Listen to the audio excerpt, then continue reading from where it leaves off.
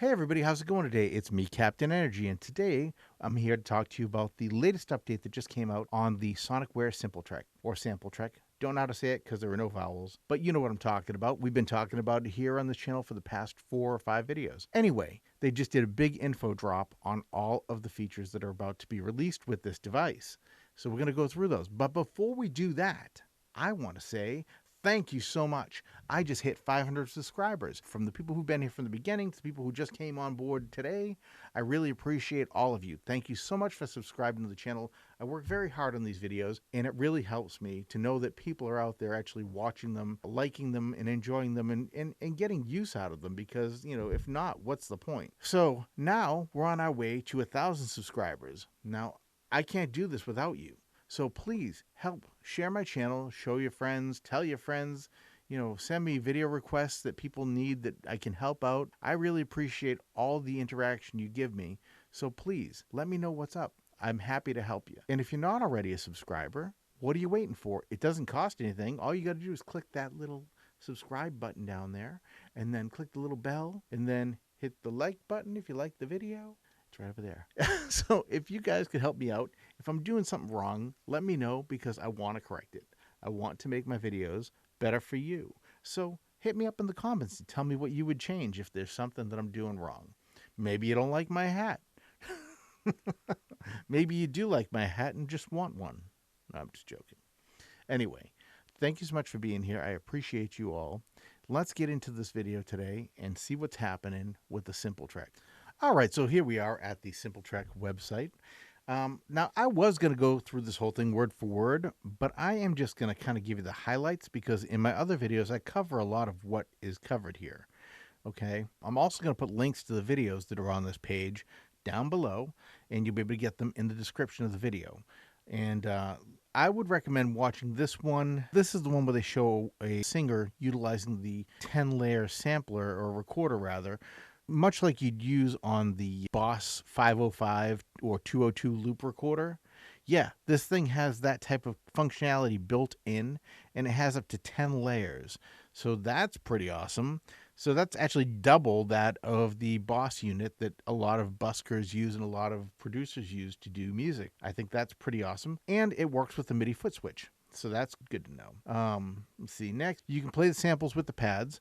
When you bring samples in, they're chromatically aligned to the pads automatically. The internal effects, there are actually, it says over 30 or more than 30 effects, and you can apply one to the insert, one to the send, one to the master. So 3 effects in total, and these are the actual effects right here. Now, when you look at this list, there are actually 35 total effects. So they said over 30, there's 35, and that's so far, they say in the notes here. So that means there could potentially be more. Also, time stretching is still in here. That's not an effect, it's an actual function, but time stretching is still in here. And the bit crusher and grunge type stuff. Bit crusher here, we've got cassette, vinyl. There's all the effects you'd want, and a few that are just kind of like, whoa, that's cool. I don't even know what a tilt filter does.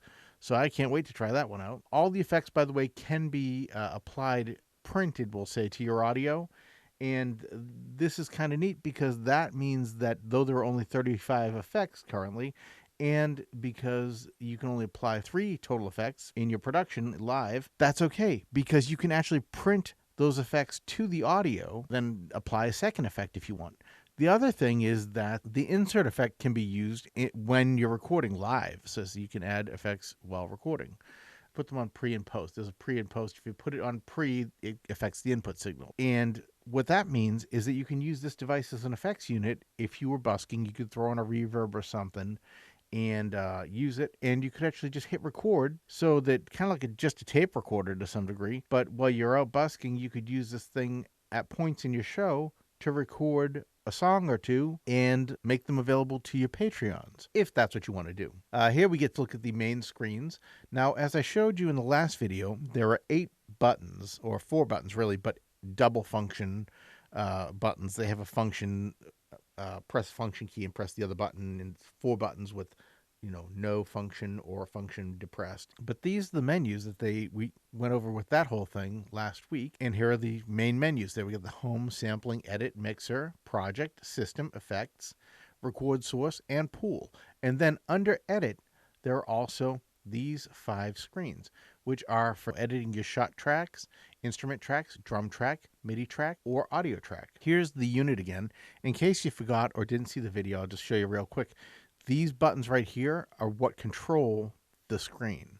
You press one of these buttons to get around it. So if you want to go to edit, you just press edit. If you wanted to get to the record source, which is on the same button as edit, you hold down the function key. So function key causes the text to be active.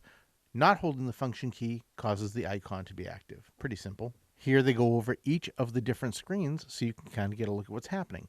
One thing I thought was interesting is that you can, this is where you would on the main screen arrange your bits of your song, okay, so that they were to make an actual song out of it, basically. You know, you'd have your patterns and drop them in these little slots. They're up to 10 tracks. It doesn't say how many patterns wide. I'm going to guess it's pretty high. I mean, you can obviously do a whole song off of it. So I don't know what the limitation is on horizontal scroll, we'll say. But while you're here, you can actually go to one of these sections, press the edit button, it will take you right to the editing screen. So if it's a sample, and it's, say, right here, you know, this is a loop. Okay, we'll say it's a loop. Move your cursor to this little box, press edit, and it will take you right to the appropriate editing window. Sampling can be done in a couple ways. You can either get it right the first time by adjusting the input levels on the front of the device, or you can hit the normalize button if you need to bring the volume up. Personally, I prefer trying to get it right if possible. It's got an auto sampling function that will detect volume levels and record only once the threshold is reached. It's got auto chop for slicing your samples up so that you get tempo mapped samples. You can change your record source. Right down here is a list of different possible record sources, and they're independent, left and right. You can set your right, for example, to be a microphone, and you could set your left to be a line level. This is your left and this is your right. Or you could turn your left off. You can hook up your iPhone right here. See this USB left and right? You can plug your iPhone into it and dump sounds off your iPhone or iPad or whatever. It's got a built-in tuner for guitar and bass, and it has chromatic modes, and it can be calibrated between 435 and 445. Since 440 is normal, you should be good. This is the sample pool window where you'll see all the samples. All audio and sequences used in the project can be listed, additioned, and selected. You can also export sequences as MIDI files for use in other devices. Here's the loop track. Let's see, this has time stretching, allowing you to change the tempo of the song. It'll be stretched accordingly. It also has a looper feature, which I already mentioned, 10 layers and all that. It's got an attack and decay envelope on these layers. Shot tracks are for playback of shot samples. Shot tracks have shot samples that are, you know, not instrument type samples, just almost like a drum, but not necessarily like a drum. Usually not pitched, though you can pitch them, I believe. It doesn't say you can't. Instrument track, this is where you can create instruments from your samples. They're chromatically aligned to the pads automatically, allowing you to play melodies and chords. Chords, I said chords, yes, on the sequencer. That is beautiful because right now this is one of the few lower cost samplers that is not one sound per track. So this is going to be a game changer for all of us who are using, you know, stuff like the circuit rhythm or something, you know. Up and down on the D-pad, you can, okay, this is just telling you how you navigate to change things. You press OK to add a note. You can use enter to tie notes across steps. You've got attack, decay, sustain, release. There is currently no LFO. There's no LFO. Now, will there be? Who knows? Maybe there will be later, but right now there isn't. Here's your drum track. Now you can have 15 one-shot samples that can be played back on a single track. You can even create your own drum kits. Up to 128 types can be stored. Attack, decay envelope setting and choke groups are available. There's no pitch on this particular track. For the screens that are above, all the editing screens have these parameters right here, and they can be applied in real time, or they can be edited in step edited basically after.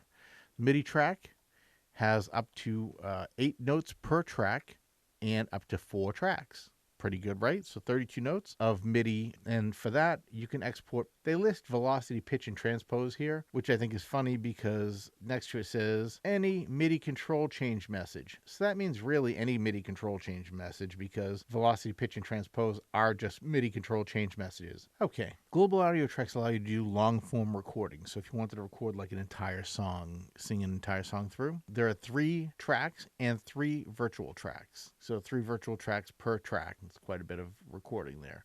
There's your mixer. Looks pretty standard. We got your sends. There's your pan for each item. You can change the panning level, send, and you can mute them. Here's the project screen, the effects screen with the little description of what's going on there, which we've already covered. Here's the project screen. This part we haven't covered, but just taking a quick look at this, you can save as, clear, audio export, and then there's a settings option here, which I don't know what settings is going to take you to off the top of my head, but the audio export will do a 2-channel mix down of a song, and it can do stem export, which is a track-by-track audio file. It's also performed. Okay, so this is pretty awesome because you can take a song that you created here, export stems to bring into a DAW when you get home, and take it further. SMPLTrek has stored up to 128 projects on one SD card. I guess it depends on the size of the samples too, but you get the idea. 128 projects, that's a lot of projects. For the system screen, there's a built-in speaker, so you can mute that speaker if you want. There's metronome, pre-count, got pad settings, a clock. That's probably for time as far as where your clock is coming from or if you're sending clock to other devices. We've got a card reader and a card format. Don't forget, you do probably want to format your SD cards in here. Usually you want to format them in the device they're being used for because in some cases it just makes sure that there aren't any problems reading and writing from the card. It can be used as an audio interface. This was big news to me because I had someone actually ask me about this.